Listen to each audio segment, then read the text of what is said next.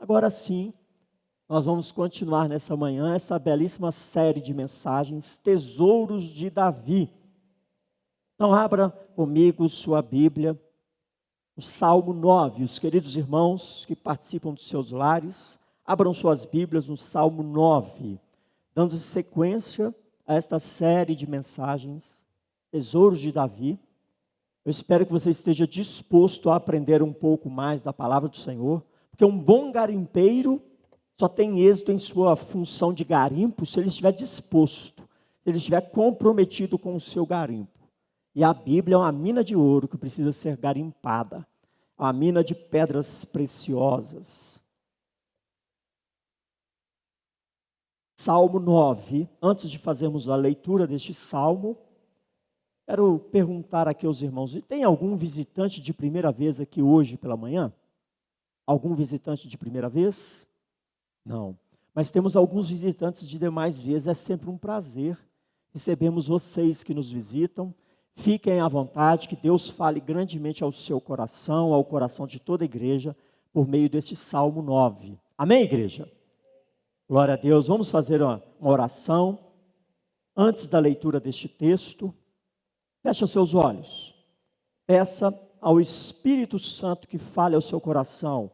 Eu gosto sempre de dizer e reforçar, meu querido e minha querida, se o Espírito Santo não tocar em seu coração, não importa a retórica do pregador, não importa a mensagem que é proferida pelo pregador, se o Espírito Santo não atuar na sua vida, eu peço que ele atue na sua vida por meio desta mensagem. Ele use o pregador, apesar do pregador, para que ele me use como um canal, como boca do Senhor na sua vida nesta manhã. E que possamos sair daqui dessa manhã diferentes da forma em que entramos. Oremos ao Senhor e peçamos ao Espírito que atue em nossos corações e mentes. Pai, ainda na Tua presença, ó Pai, nós Te louvamos pela Tua palavra, que é lâmpada para os nossos pés, luz para os nossos caminhos. Clamamos a Ti que Teu Espírito Santo, ó Pai, leve nossos pensamentos cativos em obediência à Tua palavra, que Teu Espírito Santo tire toda a inquietação do meio do Teu povo, toda dispersação na mente dos Teus filhos, para que possamos ouvir a Tua mensagem e que Teu Espírito Santo toque em nossos corações, que Teu Espírito Santo nos convença, ó Pai, da justiça, do juízo, do pecado, que Teu Espírito Santo fortaleça em nós a fé que temos no Senhor, fortaleça em nós a fé que temos em Sua palavra. Pai, que Teu Espírito Santo fale ao coração de cada pessoa que assiste e que participa por meio dessa transmissão, ou que venha assistir posteriormente, seja o Teu Espírito Santo a ministrar a Tua palavra em nossas vidas, a começar em mim, porque a Tua palavra é o poder do Senhor para transformar vidas. E nós nos sujeitamos à Sua vontade nesta manhã e clamamos a transformação que vem da parte do Teu Espírito Santo em nós e sobre nós, para louvor e glória do Teu santo nome, em nome de Jesus. Amém, irmãos? Glória a Deus. Este belíssimo salmo, Salmo 9, mas antes de lermos este salmo, preste atenção em algumas características que são peculiares a este salmo.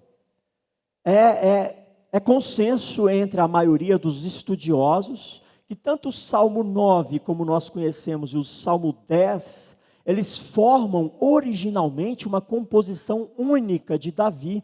Originalmente Davi fez uma composição única e que posteriormente, ao ser traduzido, foram divididas em Salmo 9 e Salmo 10, porque ambos possuem temas centrais distintos. Essa é uma característica desses dois salmos. Outra característica interessante que nós percebemos nesse Salmo 9 especificamente, é que existe uma informação no cabeçalho do salmo: ao mestre de cantos segundo a melodia, a morte para o filho. Esse termo, a morte para o filho, foi traduzido do original hebraico, mutilabem, traduzido como a morte para o filho. O que quer dizer isso? A maioria dos estudiosos também entendem que essa expressão, a morte para o filho, refere-se ao filho dos filisteus, ao campeão dos filisteus que fora derrotado.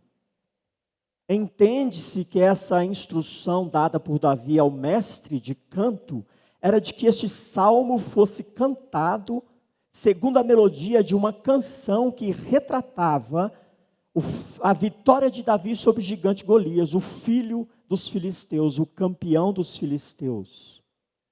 O que faz muito sentido esse entendimento ao observarmos todo esse salmo e o seu tema central, tudo aquilo que esse salmo enfatiza, a derrota da impiedade. Então faz todo sentido essa instrução de Davi ao mestre de canto. Cante esse salmo na melodia daquela canção que aponta para a derrota de Golias. Dito isto, vamos fazer a leitura desse belíssimo salmo. Eu lerei, os irmãos acompanhem atentamente. Os irmãos que estão em casa, todos os irmãos aqui reunidos, acompanhem essa leitura. Não se deixe dispersar. Fique atento à leitura. Versos 1 a 20. Louvar-te-ei, Senhor, de todo o meu coração. Contarei todas as tuas maravilhas. Alegrar-me-ei e exultarei em ti. Ao teu nome, ó Altíssimo, eu cantarei louvores. Pois ao retrocederem os meus inimigos, tropeçam e somem-se da tua presença. Porque sustentas o meu direito e a minha causa. No trono te assentas e julga retamente. Repreendes as nações, destróis o ímpio, e para todo sempre lhes apaga o nome. Verso 6. Quanto aos inimigos, estão consumados. Suas ruínas são perpétuas. Arrasaste as suas cidades, até a sua memória pereceu. Mas o Senhor permanece no seu trono eternamente, trono que erigiu para julgar. Ele mesmo julga o mundo com justiça, administra os povos com retidão. O Senhor é também alto refúgio para o oprimido, refúgio na horas de tribulação. Em ti, pois, confiam os que conhecem o teu nome, porque tu, Senhor, não desampara os que te buscam. Cantai louvores ao Senhor, que habita em Sião, proclamai entre os povos os seus feitos. Pois aquele que requer o sangue, lembra-se deles e não se esquece do clamor dos aflitos. Pois aquele que... Verso 13. Compadece-te de mim, Senhor. Vê, a que sofrimentos me reduziram os que me odeiam. Tu que me levantas das portas da morte, para que as portas da filha de Sião, eu proclame todos os teus louvores, me regozije da tua salvação. Afundam-se as nações na cova que fizeram, no laço que esconderam, prendeu-se-lhes o pé. Faz-se conhecido, Senhor, pelo juízo que executa. Enlaçado está o ímpio nas obras de suas próprias mãos. Os perversos serão lançados no inferno, e todas as nações que se esquecem de Deus, pois o necessitado não será para sempre esquecido, e a esperança dos aflitos não se há de frustrar perpetuamente. Levanta-te, Senhor, não prevaleça o mortal, sejam as nações julgadas na tua presença. Infunde-lhes, Senhor, o medo, saibam as nações que não passam de mortais. Amém, igreja? Glória a Deus, um belíssimo salmo, não é?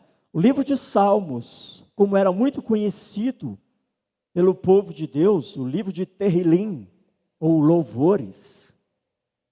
Os salmos normalmente eram cantados, irmãos, em épocas festivas, em ocasiões de comemoração, de vitórias.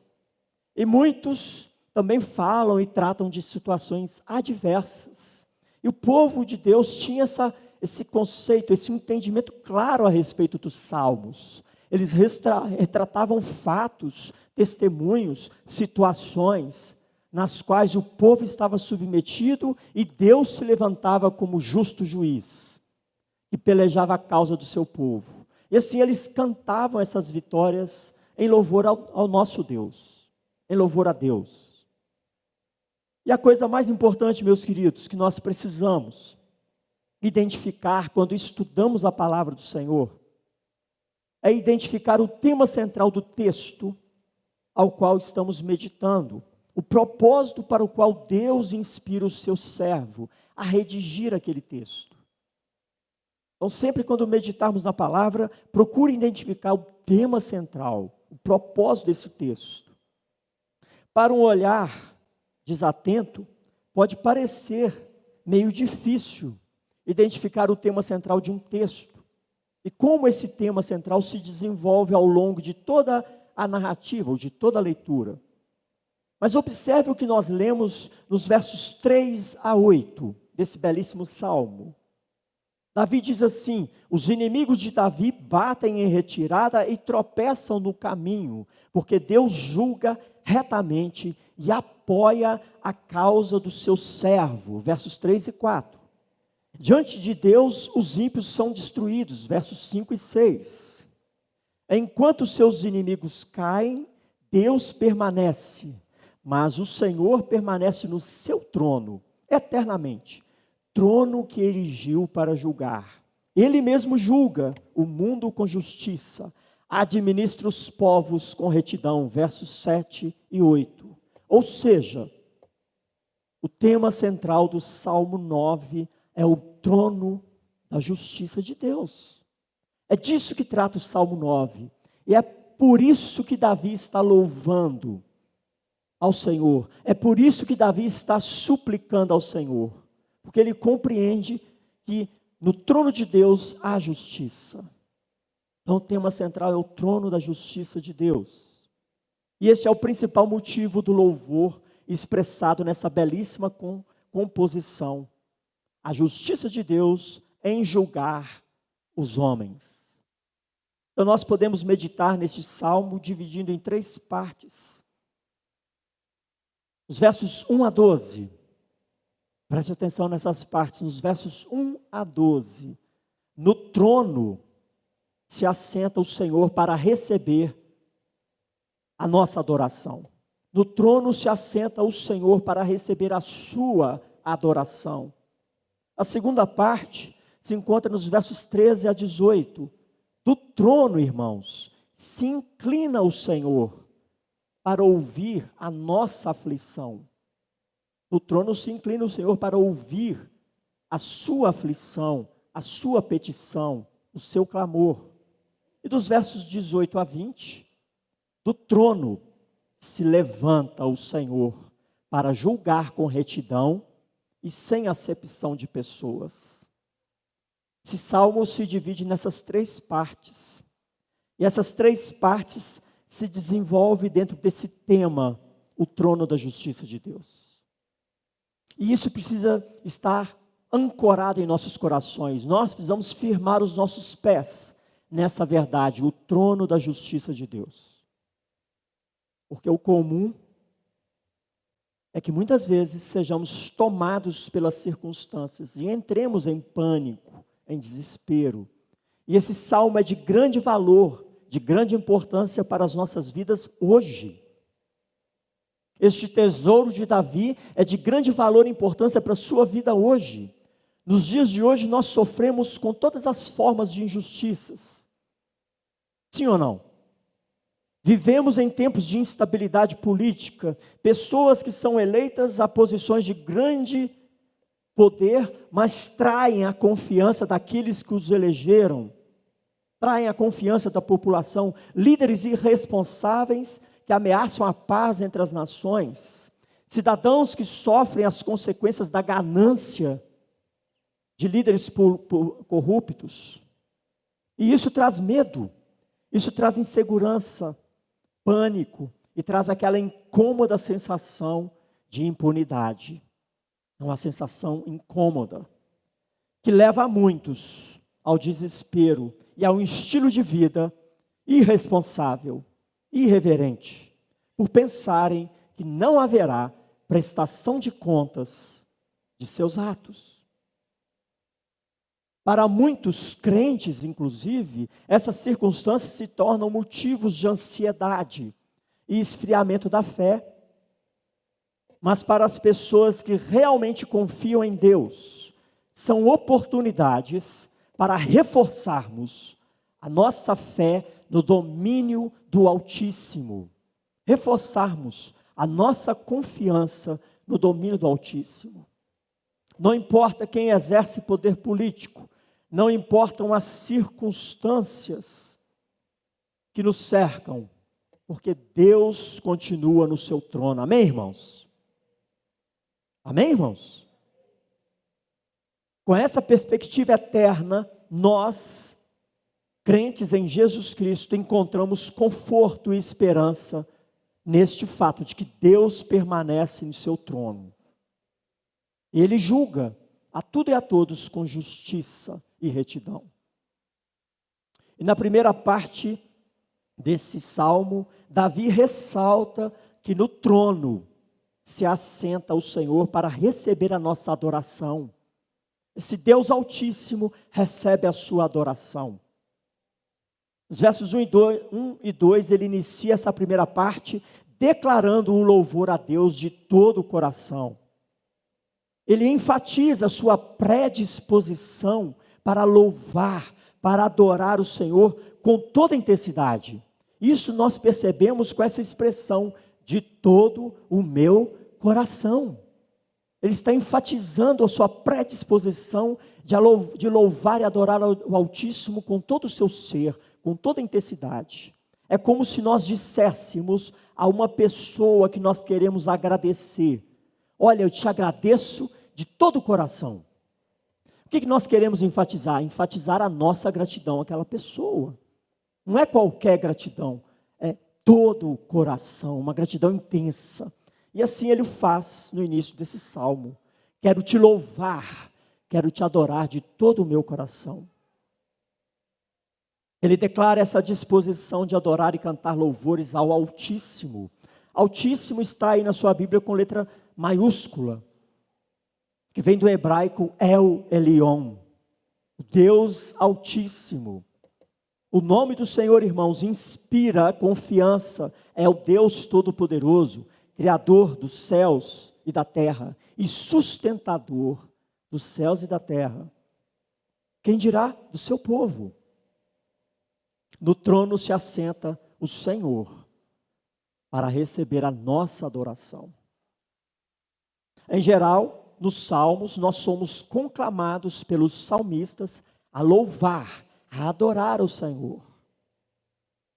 Nossa alegria, irmãos, presta atenção, por que nós somos conclamados a louvar e adorar a Deus? Deus não precisa do seu louvor, Deus não precisa dos seus elogios, da sua adoração, mas nós somos conclamados a louvar, a adorar o Senhor, porque Deus nos fez de tal forma que a nossa alegria, que a nossa felicidade só se completa quando nós louvamos e adoramos ao Senhor, quando nós nos deleitamos em louvar e adorá-lo. Nossa felicidade só se completa dessa forma. Adoração em essência é você atribuir valor a Deus, expressando a verdade sobre Deus, mas se deleitando em expressar essa vontade, se alegrando em expressar essa verdade. É isto que significa adorar a Deus em espírito e em verdade. Expressar a verdade, elogiar a Deus com elogios bajuladores e falsos, não é louvor, não é adoração. Ou expressar elogios, ainda que sejam verdadeiros, mas sem a devida devoção, não é a verdadeira adoração. Por isso, de todo o coração, com todo o meu ser, quando Deus fala que aquele povo o louvava, mas o coração estava longe dele, é exatamente isso. Expressavam verdades, mas o coração estava distante. Então a essência da adoração é atribuir valor a Deus, expressando a verdade sobre Deus, mas se regozijando, se deleitando nessa adoração, neste louvor. Por isso o momento de louvor não pode ser um momento frio, apático, indiferente. Tem que haver expressão de devoção, expressão de alegria, expressão de entusiasmo. E não adoramos qualquer pessoa, adoramos o Altíssimo. Amém, irmãos? O Salmo nos lembra que teremos aflições, passaremos por injustiças e sofreremos perseguições. Alguém aqui tem dúvida disso?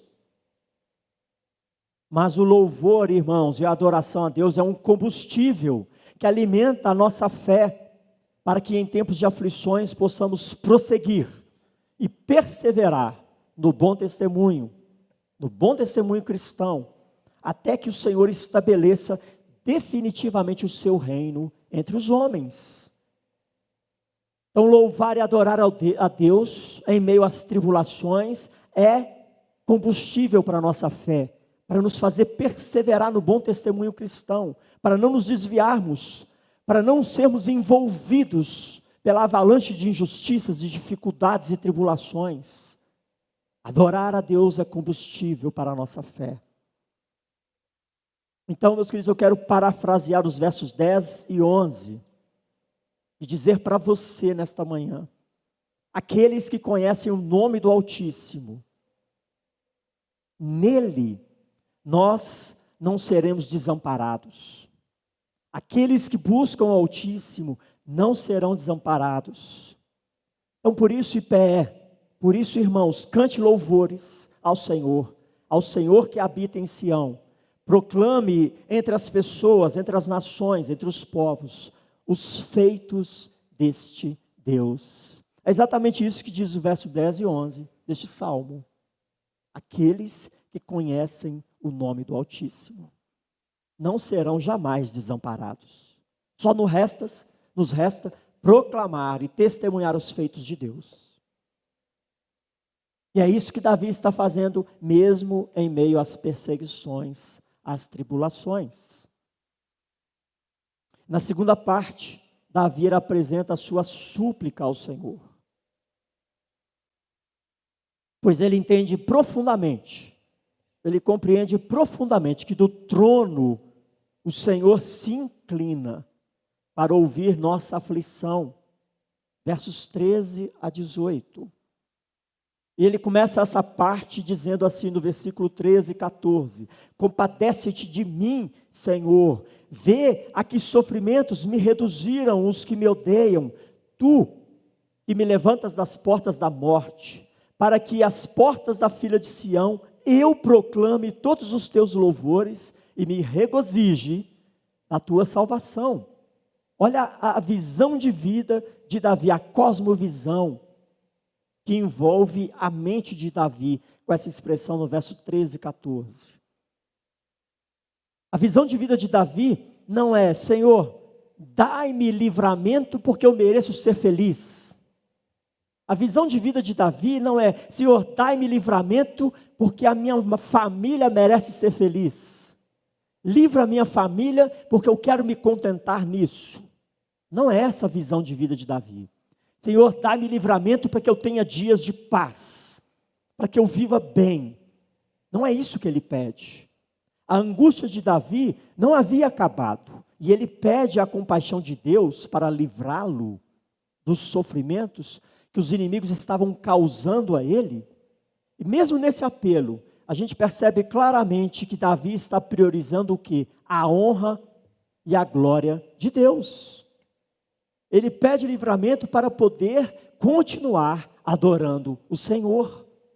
Essa é a visão de vida de Davi. Senhor, dai-me livramento, porque eu quero continuar adorando o Senhor, louvando ao Senhor e proclamando os teus feitos.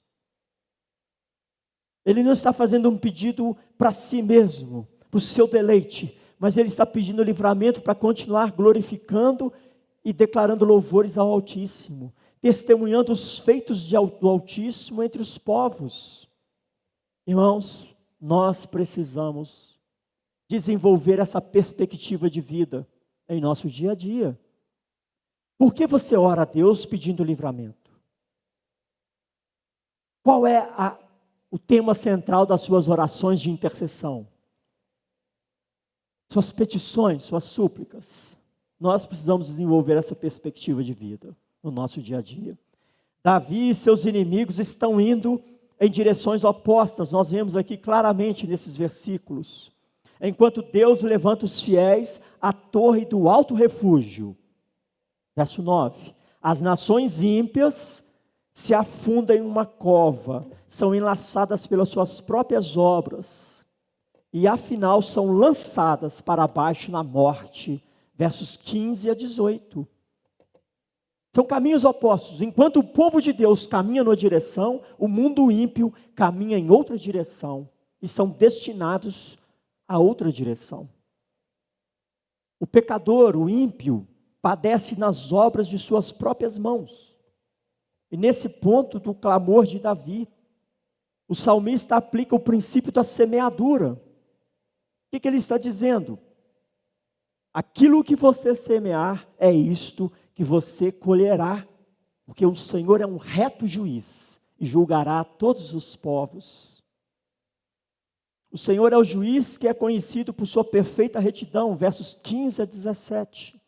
E todos vão colher segundo a sua semeadura, segundo as suas escolhas. Não há impunidade no céu, não há jeitinho brasileiro no céu.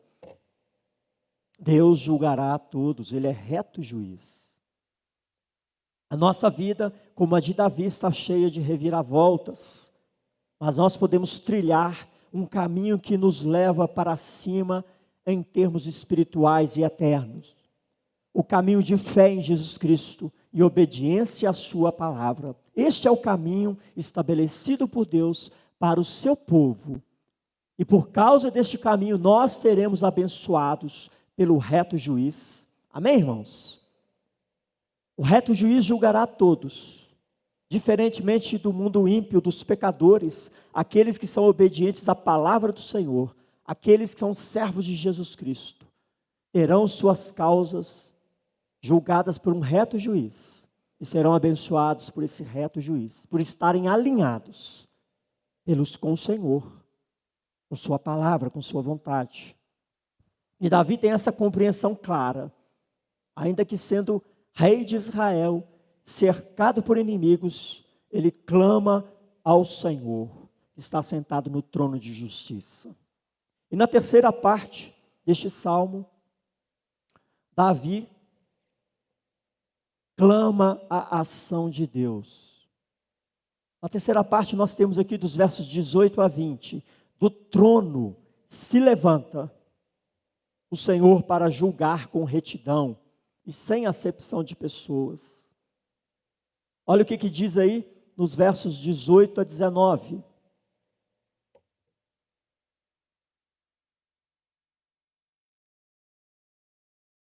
Pois o necessitado não será para sempre esquecido, e a esperança dos aflitos não se há de frustrar perpetuamente. Levanta-te, Senhor, não prevaleça o mortal, sejam as nações julgadas na tua presença. Infunde-lhes, Senhor, o medo. Saibam as nações que não passam de mortais. Saibam as nações que não passam de mortais. Meus queridos, existem pessoas e inclusive nações, que nações são formadas por pessoas que acham que se bastam em si mesmas e desprezam totalmente o Senhor, o Deus Criador dos céus e da terra. Vivem como se não fossem prestar contas a Deus. Ou ainda pior, vivem como se Deus não existisse. Conhece pessoas assim? Que vivem como se não fossem prestar contas a Deus, ou como se Deus não existisse? Apesar de viver em um mundo onde os homens pervertiam a justiça e os ímpios pareciam ter vantagem, não é assim? Os ímpios parecem ter vantagem. O rei de Israel mostra sua confiança em Deus e na sua justiça. E no final das contas, Deus vence. E todos que se alinham com Ele participam dessa vitória. Todos aqueles que são de Deus participam dessa vitória. E assim o salmista conclui o Salmo 9 afirmando que Deus não se esquece do seu povo. Deus é aquele que luta as batalhas daqueles que são seus. Você crê nessa verdade? Deus luta as suas batalhas, que Deus não se esquece de você. Embora os ímpios se achem invencíveis e possam parecer invencíveis, na verdade, eles não passam de mortais, ou seja, homens fracos e frágeis. Nas palavras finais do Salmo 9, Davi vislumbra o dia em que Deus colocará os homens iníquos em seu devido lugar. E lhes farão entender que eles não passam de pó, e ao pó voltarão. O homem é tão frágil, tão fraco, e tão dependente de Deus, embora não reconheça isso. E nós temos o exemplo muito propício dessa pandemia, que assolou o mundo inteiro, rapidamente. Mudou a rotina de todo mundo, de todas as pessoas. Tamanha é a fragilidade do ser humano. Tamanha a nossa necessidade de Deus. E sem querer, irmãos, dar uma impressão triunfalista, na qual iremos sempre desfrutar de vitórias nesta vida terrena, sem querer dar essa impressão triunfalista, o fato é, o Salmo 9 é um salmo triunfal. É um salmo do triunfo de Deus, do triunfo do seu povo.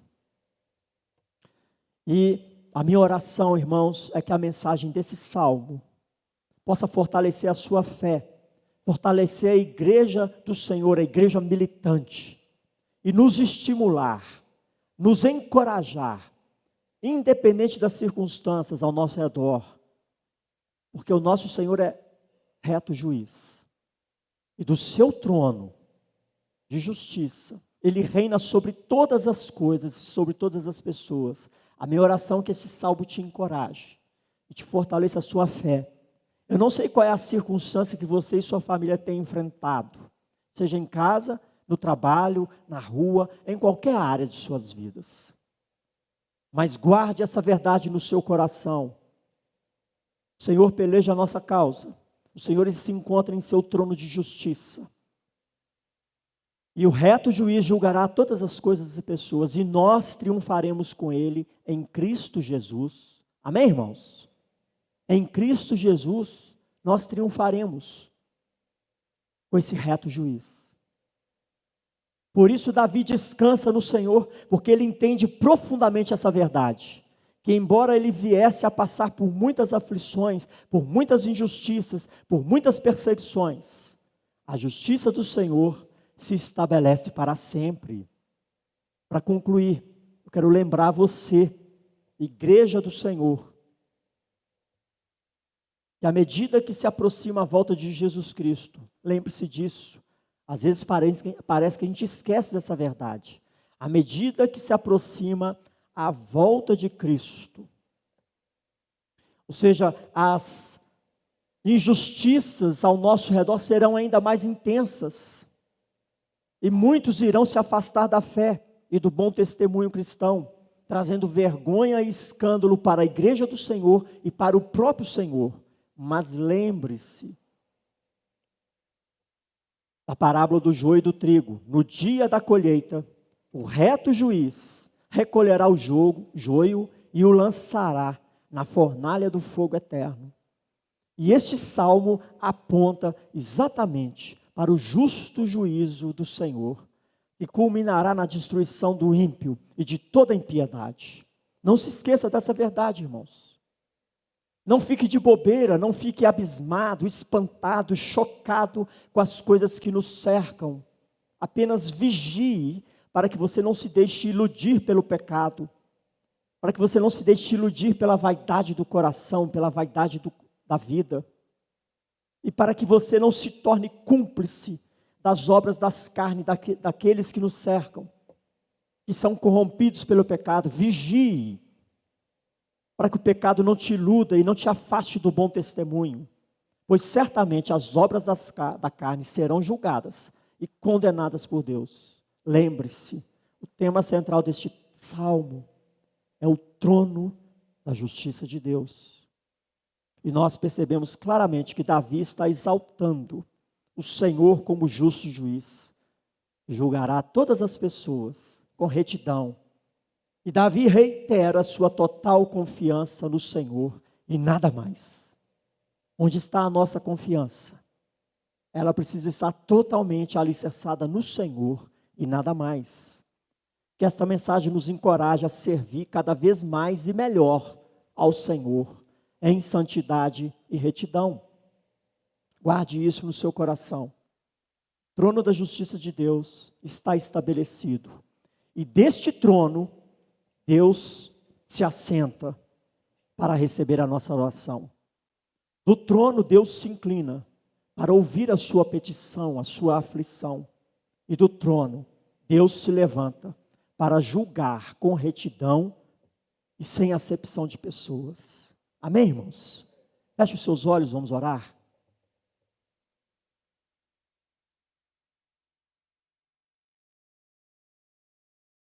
Pai, graças te damos pela tua palavra, que é lâmpada para os nossos pés, luz para os nossos caminhos. Pai, que teu Espírito Santo continue ecoando esta mensagem em nossos corações. Que teu Espírito Santo continue falando às nossas vidas, para que em todas as coisas possamos perceber, discernir os sinais dos tempos, que não venhamos a ser enredados, iludidos pelas vaidades da vida, pelas vaidades do coração, pelo pecado que nos assedia tenazmente, mas que em todas as coisas possamos perseverar no bom testemunho, perseverar no serviço ao Senhor e aguardar o cumprimento da tua justiça sobre todas as coisas e sobre todas as pessoas. Pai, graças te damos por cada lar aqui representado e clamamos a tua bênção sobre nós, que teu Espírito Santo, ó Pai, continue falando aos nossos corações, em nome de Jesus. Amém, irmãos?